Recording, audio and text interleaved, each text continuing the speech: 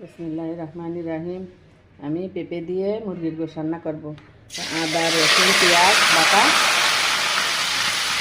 মশলাগুলো ভালো করে ভেজে নেব।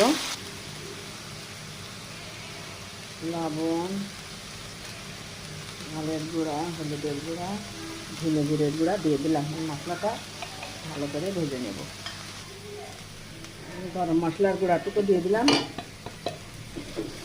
মশলাটা আমার ভালো করে ভাজা হয়ে গেছে।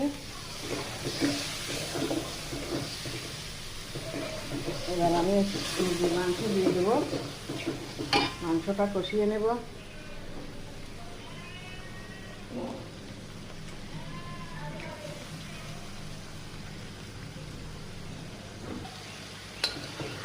মাংসটা কষিয়ে নিয়ে পরে আমি পেঁপে দিয়ে দেবো। গোটা তেজপাতা, মাংসটা আমার কষানো হয়ে যায়, এর সাথে আমি পেঁপেগুলোও দিয়ে দেবো। পেঁপেগুলোও কষিয়ে নেব। নিয়ে এবার একটু পানি দিয়ে দেবো।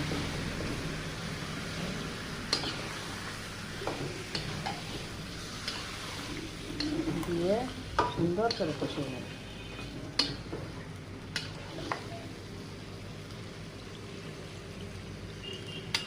কালারটা কত সুন্দর হয়েছে।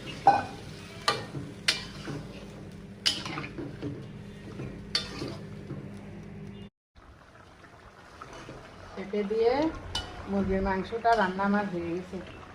রান্নাটা কেমন হলো কমেন্টে জানাবেন।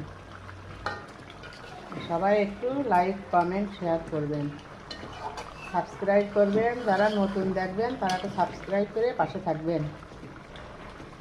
একা একা কোনো কাজ হয় না। রাতে মিলে করি কাজ, হারিয়ে দিতে না হিলাস।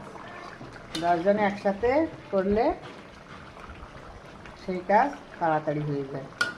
সবাই একটু সাপোর্ট করবেন। আল্লাহ হাফিজ।